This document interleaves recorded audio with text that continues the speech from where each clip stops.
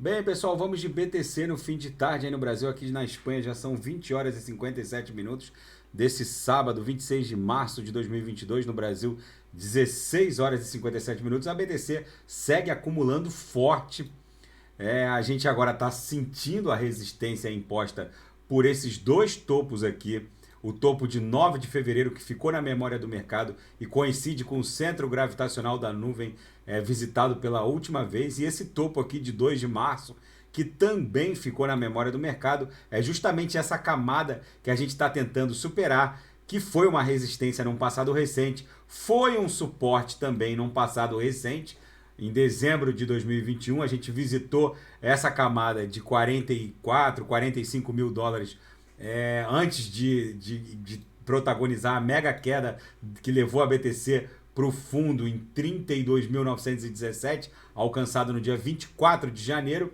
Depois a gente desenhou uma grande cunha triangular que está se desdobrando numa explosão ascendente com as três linhas do canal de Keltner, concluindo o transpasse contra a nuvem de Shimoku de baixo para cima. Essa emborcadura está se desdobrando sob os nossos olhos. No semanal, o gráfico está simplesmente maravilhoso. Agora a gente busca o teste dos 9 final, que é a aresta superior desse grande retângulo acumulacional, que, se for superado, vai deixar a BTC leve para buscar o nosso alvo em torno de 80 mil dólares, podendo chegar a 100 mil dólares, que é a estocada final dessa onda 3.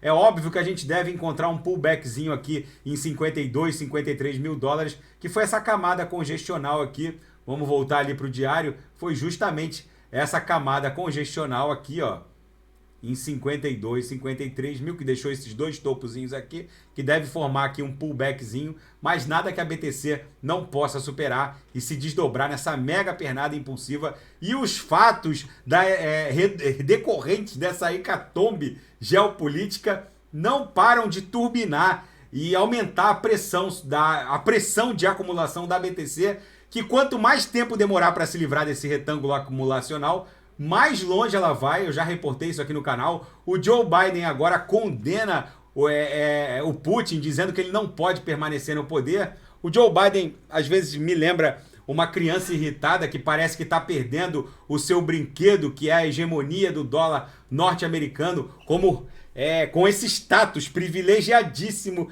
de reserva cambial planetária. E outros atores agora se juntam a essa ameaça de destronamento do dólar norte-americano. Tem um artigo muito interessante na Fringe Finance hoje que dá conta de que salta aos olhos que o mundo está vivendo um verdadeiro reset financeiro internacional. O sistema financeiro mundial está sendo bifurcado. A China está se juntando à Rússia nessa bifurcação, e são seríssimos os indícios de que o dólar americano vai entrar numa espiral da morte. E é óbvio que a qualidade de vida dos americanos depende da importação de bens e serviços para manter todo aquele luxo bizarro dos americanos. E para isso eles imprimiram em poucos anos trilhões e trilhões de dólares. Para vocês terem uma ideia, mais da metade do balanço do balanço patrimonial do Federal Reserve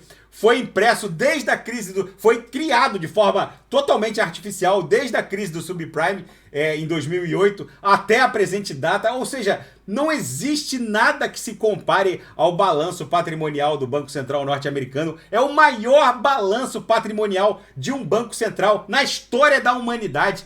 E esse artigo vem reportando os indícios de que vão impor a derrocada do dólar norte-americano. Eles acumularam uma dívida acima de 30 trilhões de dólares. Tanto é que o colapso na curva de juros não é sem razão.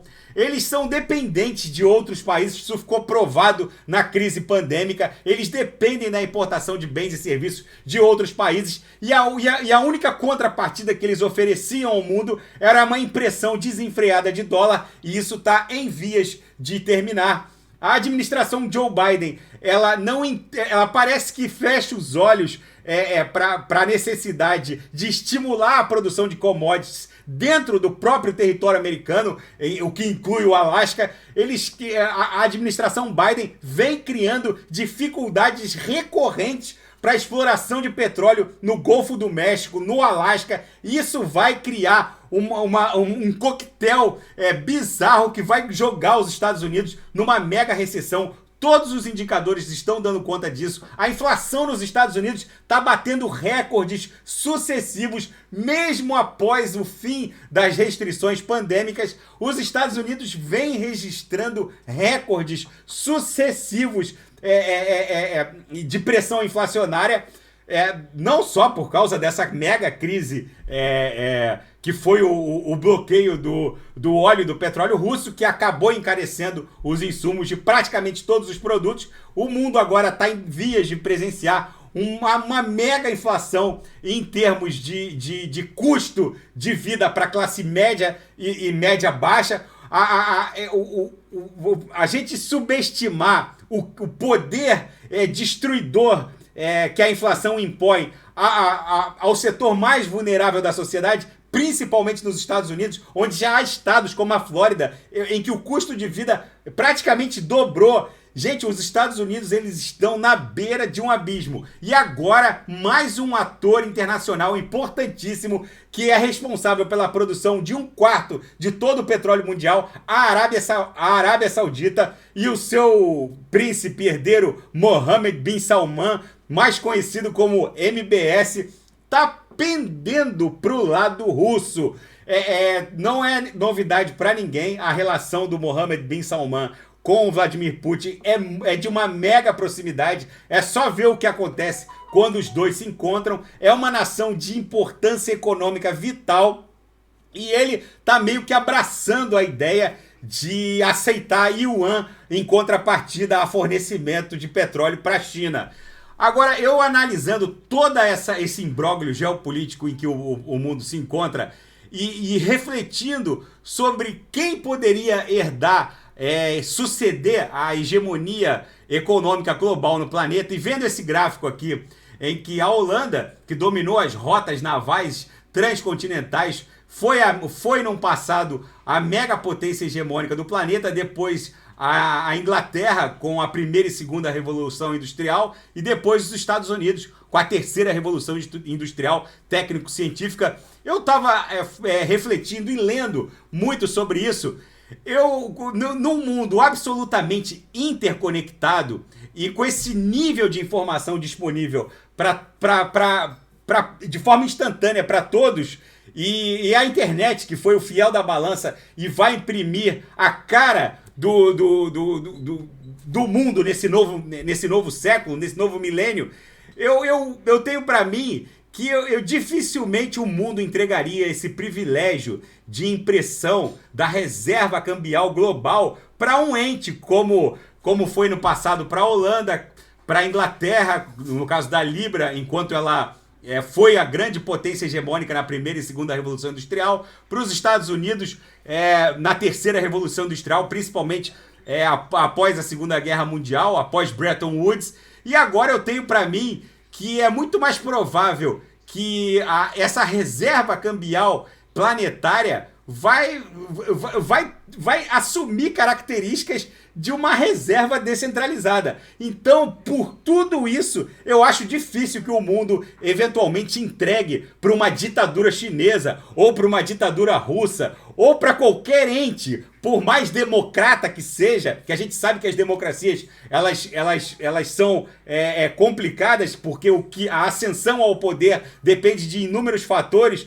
Eu acho mais provável que o mundo acabe pendendo para uma divisa descentralizada. E nesse cenário é muito factível que a BTC vá se consolidando como reserva de valor, a exemplo do dólar, a exemplo do ouro, desculpa. O ouro, ele é geologicamente raro, a BTC é matematicamente rara, e ela tem condições, eu ouso afirmar aqui para vocês, ela tem condições de se sedimentar como uma reserva cambial planetária. em substituição ao dólar norte-americano. Não estou dizendo que isso vai acontecer nos próximos anos. Eu só quero afirmar aqui que o destronamento do dólar como única contrapartida para a aquisição de commodities energéticas, e lembrando que nada tem valor sem energia, milhares de hectares de terra não valem nada se não há diesel para plantar, a cobertura mais cara de Balneário Camboriú não vale nada sem energia para cuidar daquilo lá. Se o dólar norte-americano está perdendo, está sendo destronado dessa condição de contrapartida para aquisição de commodities energéticas, e dificilmente o mundo entregaria esse privilégio de impressão desenfreada e ilimitada de uma eventual nova divisa global para uma China da vida, por isso que eu não concordo totalmente com esse gráfico, é muito provável e até factível que a gente encontre numa divisa descentralizada, matematicamente rara, a exemplo do ouro, como é o caso da BTC, essa condição natural de se sedimentar como reserva global financeira internacional. Eu só estou especulando, não estou dizendo que isso vai acontecer, mas é muito bom a gente poder estar posicionado em BTC diante de um cenário apocalíptico Mad Max desse, que a comunidade cripto ao mesmo tempo lamenta porque vidas estão sendo perdidas numa guerra que acontece nesse momento entre a Rússia e a Ucrânia, mas ao mesmo tempo uma hecatombe geopolítica dessa era meio que inevitável para a BTC se pontificar e acabar se sedimentando como uma reserva cambial planetária confiável, não passível de impressão desenfreada e ad infinitum, como aconteceu com os Estados Unidos da América e as potências que o antecederam. Tá bom, pessoal? Fica esse registro da BTC. Amanhã eu estarei de volta para analisar a própria BTC. Fiquem com Deus e se nada fugir do script, eu volto amanhã para analisar a própria BTC. Grande abraço, até amanhã.